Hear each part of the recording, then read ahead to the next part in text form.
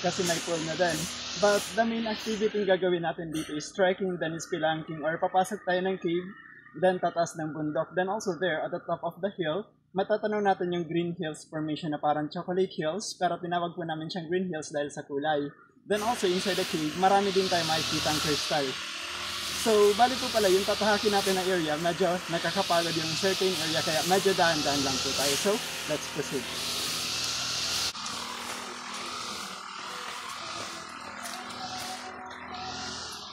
So, ito na po yung start ng trekking natin. So, papuntang first cottage is approximately 200 meters.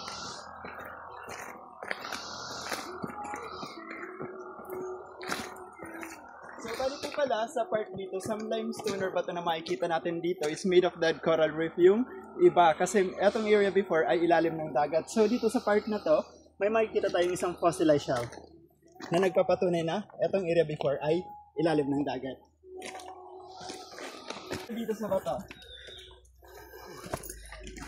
Ingat sa bato! Ingat sa bato.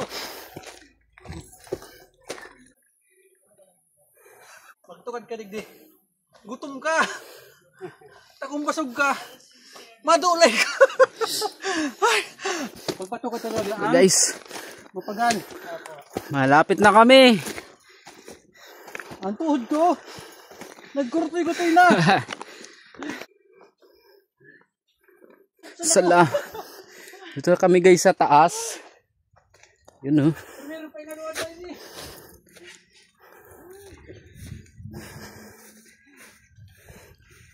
No exit only. So next first namin ay pupunta kami sa Crystal Cave. Yun.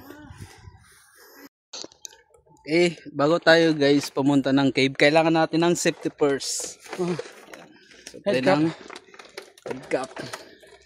Right. Punta tayo ng cave. Let's go. Let's go. Head cap. Woo.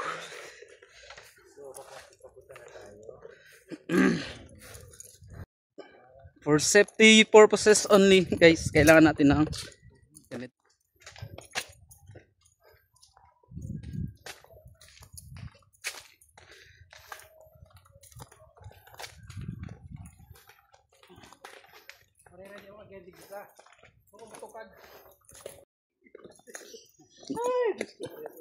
Wait lang, bakit dalawa na lang kayo?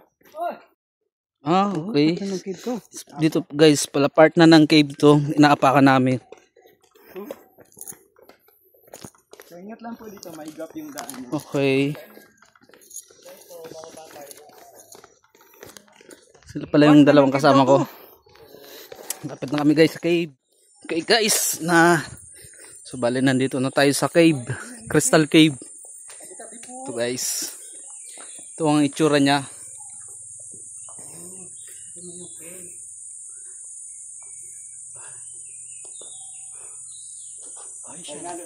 Okay sir. Sulong Eco Park. Crystal Gate. Na to, 50 meters. So, bali, 50 meters lang po yung papasukin natin kasi atong cave na to is class 2. So, the meaning of class 2 cave is the other part ng cave ay hindi pwede pasukin, maybe delikado, or it's either may iniingatan yung government. Okay. Sige. Kami ngayon sa hills. After namin sa Crystal Cave pumunta. So, proceed na kami sa pinakataas. Let's go! So, ito guys, bale, tataas na pala kami. Ito yung daanan niya. Hindi siya masyadong mainit kasi may mga payong dito. Yan. Andang step lang at nasa taas ka na. Yan, let's go! Nandito na pala ako ngayon sa pinakataas ng kanilang isa sa mga highlights, yung sa Eco Park. Ito yung may bird na sa likod. Yun o. Last punta ko dito is 2019. Bale, wala pa mga ganito, tapos walang cottage. Yung pupunta ka lang na parang sa taas ka lang. Pero ngayon, grabe, napaganda na dito guys. Kaya yung nais pumunta, ano pa hinintay nyo? Let's go!